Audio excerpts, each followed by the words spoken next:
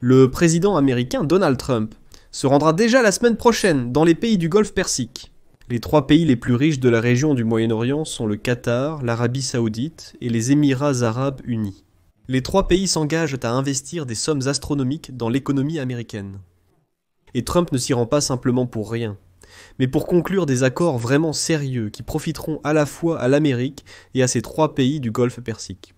Le Qatar promet même d'offrir à Donald Trump un avion présidentiel, mais selon la loi américaine, il est interdit d'accepter des cadeaux aussi coûteux pour le président américain, sans l'accord du Congrès.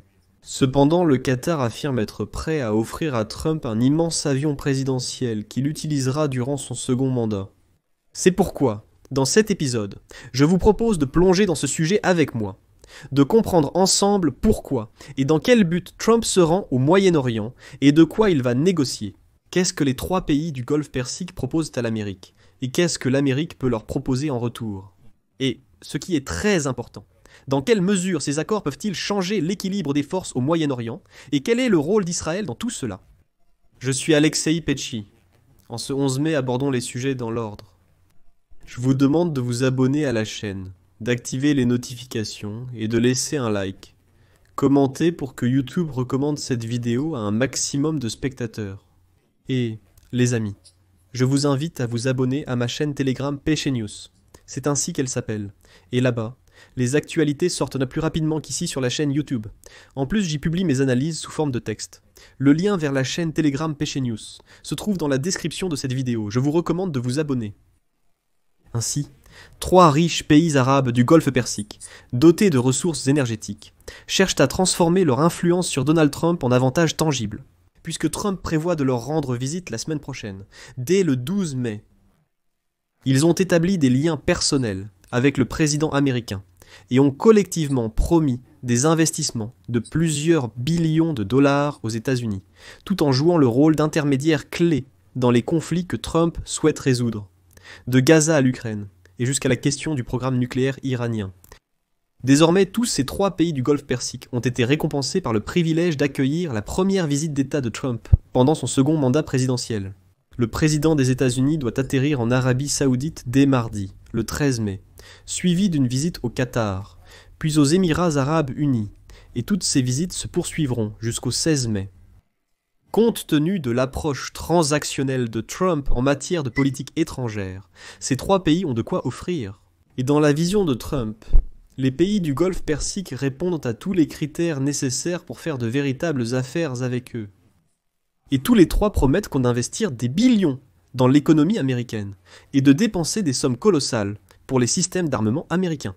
Derrière cette stratégie soigneusement élaborée de séduction de Donald Trump se cache le désir des pays du Golfe Persique de renforcer et de formaliser leur position en tant que partenaire indispensable des États-Unis dans les domaines de la sécurité et de l'économie, et aussi d'en tirer un maximum d'avantages pour eux.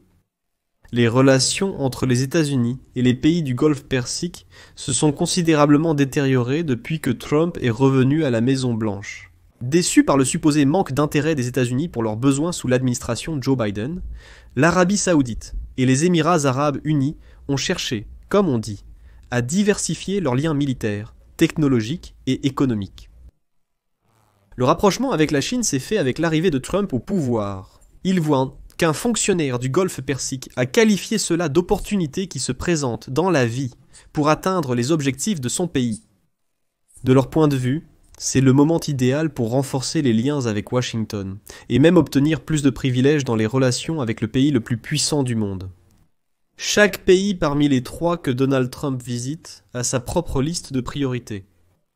Et maintenant, je veux analyser avec vous ce que chaque pays attend des États-Unis d'Amérique et comment ils comptent y parvenir. Commençons évidemment par l'Arabie Saoudite. C'est la question clé. L'Arabie Saoudite veut une chose, la sécurité et encore la sécurité. Et les pays du Golfe Persique cherchent la confirmation de l'engagement des États-Unis envers la sécurité et la stabilité du Golfe Persique. Donald Trump a beaucoup de priorités et, comme on le sait, il perd rapidement ses intérêts et ils veulent qu'il reste impliqué. L'année dernière, les États-Unis et l'Arabie Saoudite étaient déjà proches de conclure un tel pacte de défense et de commerce historique. Cependant, L'accord a alors été bloqué en raison des exigences persistantes de l'Arabie saoudite, selon lesquelles Israël devait s'engager à créer un État palestinien. Mais il est fort probable que Donald Trump continuera à conclure d'importants accords, indépendamment de la normalisation des relations entre Israël et l'Arabie saoudite, indépendamment du fait qu'Israël prenne ou non l'engagement de créer un État palestinien. De plus, des rumeurs circulent déjà que Donald Trump pourrait même de son côté reconnaître la Palestine comme un État. Pour moi, conclure ce pacte avec l'Arabie saoudite est maintenant plus important, et Israël doit régler ses problèmes seul. De plus, des rumeurs indiquent que Donald Trump serait furieux contre Binyamin Netanyahou, car il poursuit la guerre à Gaza, et ne semble pas pressé de normaliser les relations avec l'Arabie saoudite. Ainsi, Israël pourrait être exclu du Grand Accord. Air Riyad cherche également à coopérer avec les États-Unis dans le développement d'un programme nucléaire civil. Mais cela a été suspendu en raison de son désir persistant d'enrichir de l'uranium à l'intérieur du pays. Cela a naturellement inquiété les États-Unis et Israël quant à la prolifération nucléaire. L'uranium enrichi à des niveaux élevés peut être utilisé pour la fabrication d'armes nucléaires. Le soutien de la Maison-Blanche au nucléaire saoudien pourrait rapporter des contrats lucratifs aux entreprises américaines. Air Riyad présente ses relations avec les États-Unis comme étant totalement mutuellement avantageuses. En mars, Trump a affirmé qu'il visiterait l'Arabie saoudite si elle investissait $1 billion aux États-Unis. Et il semble qu'ils aient accepté de le faire. Donc, comme le dit Trump, je vais maintenant m'y rendre. Eh bien, l'Arabie saoudite, bien sûr, n'a pas confirmé ce chiffre. En janvier, elle a annoncé des plans pour étendre le commerce et les investissements américains à $600 milliards sur 3, ou plutôt même 4 ans, avec un potentiel d'augmentation supplémentaire. Elle n'a pas promis exactement 3 billions, mais il y aura assurément une hausse. Mais pour que Air Riyad se diversifie et, comme on dit, s'éloigne du pétrole, il doit quand même vendre du pétrole avec un bon bénéfice afin de financer cette transition. Comme vous le savez, les Saoudiens cherchent à se détacher de leur dépendance au pétrole comme principale source de revenus. La récente chute des prix, en partie due aux tarifs de Trump, risque de compromettre ses ambitions. Trump indique clairement qu'il souhaite une baisse des prix du pétrole, ce qui le met en contradiction avec le besoin de l'Arabie saoudite de revenus élevés pour financer sa transformation économique. D'un autre côté, l'Arabie saoudite pourrait accepter maintenant les exigences de Trump de baisser les prix, si Trump offre quelque chose en échange, par exemple la signature de ce grand pacte entre l'Arabie saoudite et les États-Unis. Si Trump promet réellement d'aider les Saoudiens à développer un programme nucléaire civil. En ce qui concerne les Émirats arabes unis, il y a ici un point intéressant. Peut-être plus que n'importe quel autre État du Golfe Persique. Les Émirats arabes unis considèrent les investissements comme un élément central de leur stratégie, visant à renforcer les liens avec les États-Unis et à assurer des profits. Et ils ont l'argent pour soutenir cette idée. Parmi les pays les plus riches du monde par habitant, ils ont promis des billions d'investissements américains. Et Abu Dhabi s'est même autoproclamé la capitale du capital. Selon de nombreux experts du Moyen-Orient, l'expansion du commerce et des investissements entre les Émirats arabes unis et les États-Unis renforce ce partenariat stratégique.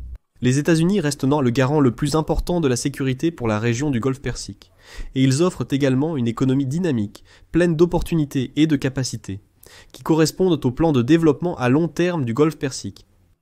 En mars, je le rappelle, les Émirats arabes unis ont annoncé un plan d'investissement d'1,4 billion sur une période de 10 ans, axé sur l'intelligence artificielle, les semi-conducteurs, la production et l'énergie. Selon les données de l'ambassade à Washington, les investissements actuels aux États-Unis s'élèvent déjà à $1 billion. Les Émirats aspirent à devenir un acteur clé dans l'intelligence artificielle et les technologies de pointe, y voyant une opportunité unique. Et cet engagement d'investir $1,4 billion correspond à l'objectif des Émirats de diversifier leur économie, en s'éloignant d'une dépendance excessive au pétrole, afin d'assurer également la prospérité future de leur pays. Les Émirats cherchent également à s'éloigner progressivement du pétrole. Ils disent vouloir investir dans les technologies modernes, ayant le choix entre la Chine et les États-Unis, et choisissent, bien sûr, ces derniers. Cependant, il faut comprendre qu'il ne sera pas facile pour Abu Dhabi d'atteindre cet objectif déclaré de devenir un leader mondial dans le domaine de l'intelligence artificielle, d'ici 2031 sans les microprocesseurs américains. Et durant les derniers jours du mandat de l'ex-président Joe Biden, les États-Unis ont déjà renforcé les restrictions à l'exportation de l'intelligence artificielle pour empêcher que des technologies de pointe ne tombent entre les mains d'adversaires étrangers, comme la Chine. Ces restrictions devaient entrer en vigueur le 15 mai, et les Émirats faisaient partie des pays confrontés à ces limitations. Et ils peuvent désormais compter sur la levée de ces restrictions justement pendant la visite de Trump. Donc, le 15 mai, je le répète, ces restrictions devaient entrer en vigueur, ce qui signifiait que les Émirats ne recevraient pas de micropuces des États-Unis. Trump peut, à titre démonstratif, simplement prendre et annuler cette disposition. Jeudi, les États-Unis ont annoncé que Trump annulerait plusieurs restrictions mises en place sous Biden. Il n'y a pas eu de précision, mais néanmoins, il est très probable que cette restriction sera levée. En ce qui concerne le Qatar est un pays arabe du Golfe Persique, avec les liens les plus formalisés dans le domaine de la sécurité avec les États-Unis. Ici se trouve la plus grande base militaire américaine au Moyen-Orient, que le département d'État décrit comme indispensable pour les opérations militaires américaines dans la région. L'année dernière, je rappelle que les États-Unis ont très discrètement conclu un accord qui prolonge leur présence militaire sur cette base au Qatar pour encore 10 ans. Il n'y a pas eu de bruit. Tout s'est fait très discrètement. Ils ont également apporté des modifications à l'accord de coopération dans le domaine de la défense avec les États-Unis. Depuis 1992, ce qui devrait encore renforcer leur partenariat en matière de sécurité en 2022. Je rappelle que l'administration de Biden a également inclus le Qatar dans la liste des principaux alliés des États-Unis hors OTAN. Ce statut est accordé aux amis proches qui entretiennent des relations de travail stratégiques avec l'armée américaine. Le Qatar a été un médiateur clé dans plusieurs conflits, de la guerre à Gaza à l'Afghanistan. Et les experts disent que cela fait partie des efforts pour rester pertinent aux yeux de Washington. L'État du Golfe Persique considère la médiation dans les conflits comme une source d'influence et de prestige en général. Et ils ont su utiliser leur rôle de médiateur pour se positionner comme des partenaires indispensables pour l'agenda politique de Donald Trump. Donald Trump veut la paix dans le monde entier. Le Qatar, Oman, les Émirats, ils savent mener ces négociations, assumer la médiation. De plus, le Qatar entretient des liens étroits avec le nouveau président syrien Ahmed Achara, qui cherche à libérer son pays des sanctions occidentales de longue date.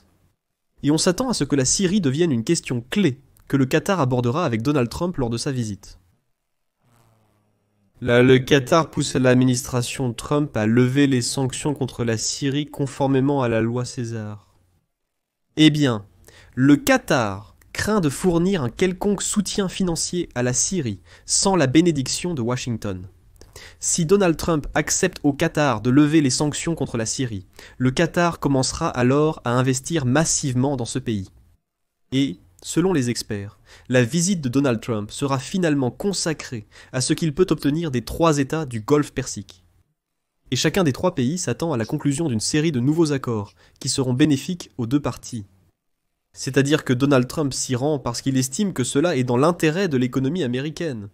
Peut-être dans ses propres intérêts personnels, excusez-moi, et dans l'intérêt de son entourage, pour que ces accords avec l'Arabie Saoudite, les Émirats et le Qatar rapportent de l'argent. Pourquoi est-ce que je mentionne les intérêts personnels ? Parce qu'il est évident que de nombreux accords seront à nouveau signés en tenant compte des intérêts des entreprises américaines, et Trump, après tout, est un homme d'affaires et peut faire du lobbying pour certains intérêts. En plus, le Qatar a déjà proposé à Donald Trump de lui offrir un avion de luxe en cadeau pour l'utiliser comme avion présidentiel. Là-bas, il y a un très bel avion Boeing, et le Qatar dit « Nous l'avons, nous sommes prêts à le remettre à Donald Trump ». Là, en fait, il y a un petit hic, parce que c'est un cadeau assez coûteux. Et en fait, selon la législation américaine, le président ne peut pas accepter ce 747-8.